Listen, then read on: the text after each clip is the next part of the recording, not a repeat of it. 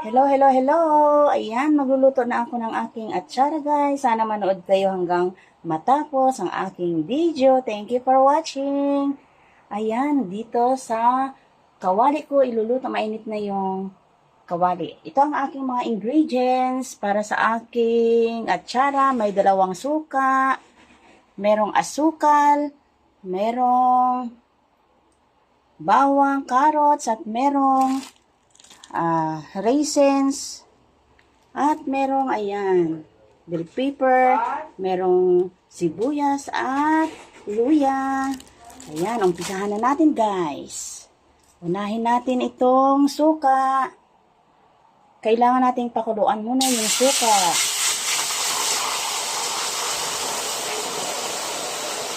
Mainit na pong kawali.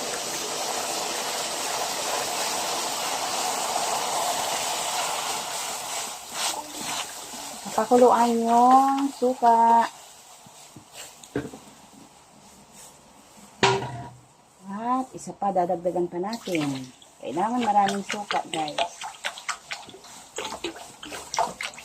Maasim din yung suka, guys.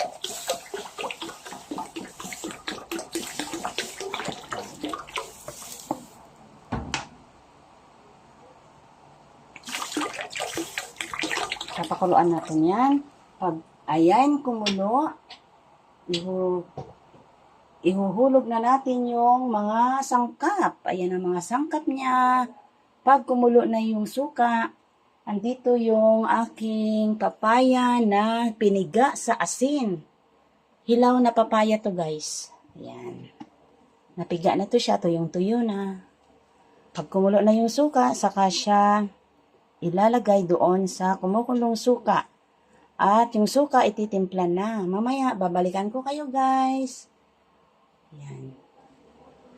Palalagay ko lang ng suka. Ayan, papakuluin muna natin. Ayan, kumukulo na yung suka. Sabay-sabay ko na siya ilalagay yung sibuyas, sili, at luya. Sabay-sabay ko na silang ihuhulog guys. Ayan. Ayan. Pwede ko na ito siyang isasabay sa kumukulong suka. Ayan, ito pa. Carrots at bawang.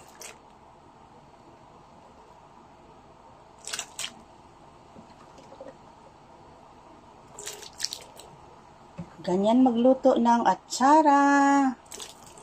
Kailangan pakulaan muna.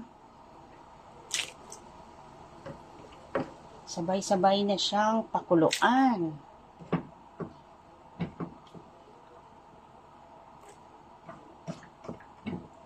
Tapos, ititimpla siya sa asukal.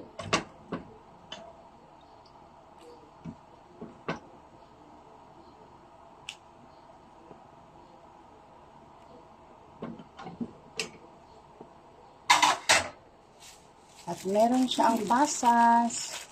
Lalagyan din siya ng pasas. Ayan guys.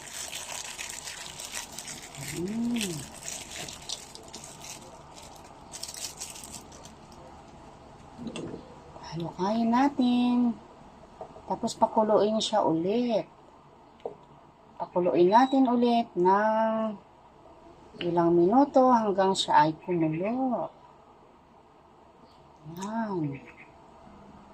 Pag kumulo na guys, ilalagay na naman yung asukal.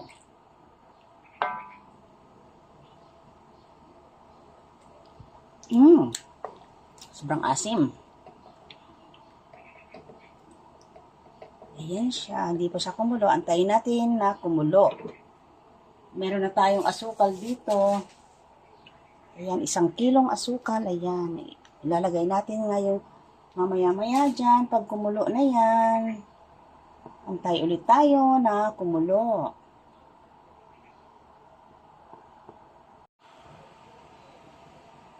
Ayan guys, kumukulo na yung ating suka na may mga ricado. Ilalagay na natin yung asukal. Yan, titimpla na natin ng matamis. Oops.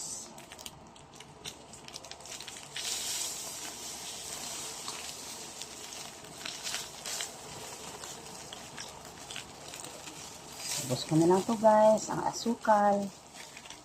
Sobrang asim ng ating suka. Yan, papakuluin ulit natin. Nailagay na natin yung asukal. Pag kumulo ulit, ilalagay na natin yung pinigang papaya.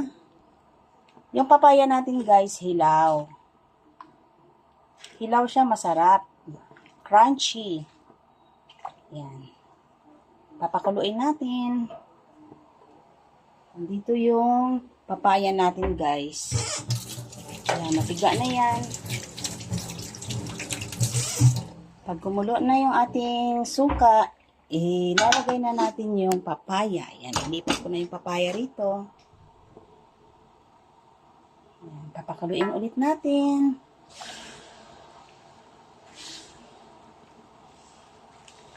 Ganito ang gumawa ng atsara guys. Sa mga nanonood, maraming salamat. Thank you sa inyong support. Sa inyong suporta, thank you.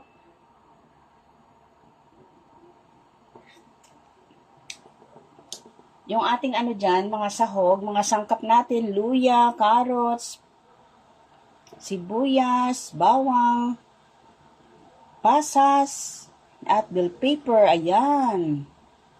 Yan ang ating mga sangkap sa ating atsara, papayang atsara. Ayan, papakuluin lang natin, saka natin ilalagay yung papaya.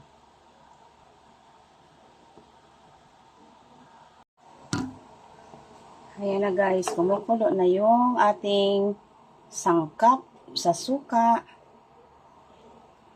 Ilalagay na natin yung papaya. Ayan siya, ang papaya. Malinis naman na yung kamay ko guys. Kakamayin ko na lang. Ayan.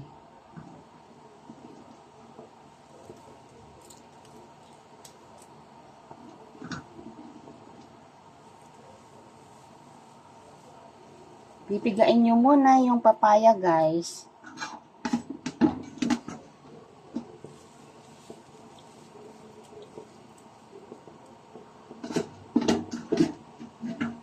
Tapos, papakuluan ulit.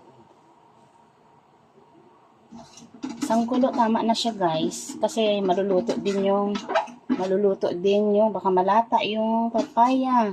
Hindi na siya magiging crunchy. Pag isang kulo lang siya, pwede na at matimpla.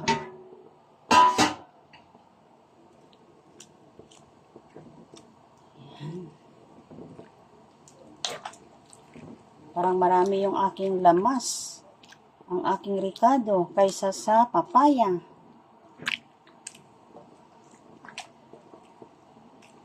Ganyan. Ang aking atsara.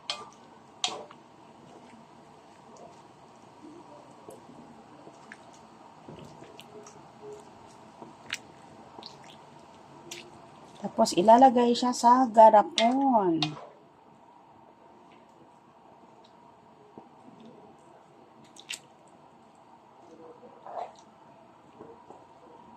Yummy. Titimplahin ko pa to guys. Kung nag-balance yung tamis at asim.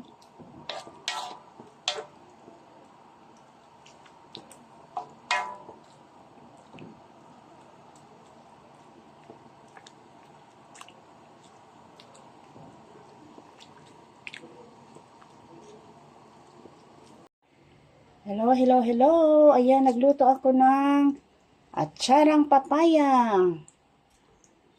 Yummy. Yan. Pinapabahaw pa, mainit pa bagong luto. Ilalagay ito siya pag nagbahaw na sa garapon. Ibabad ko siya. Masarap na atsara. Ayan. Thank you, thank you. Thank you for watching. Ayan na guys, ang aking nagawang atsara. Nilagay ko na sa ref para lumamig. Ayan.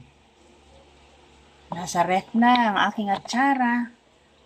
Yan ang aking mga ginawa. Nakagarapon na. Nasa ref na siya. Yan.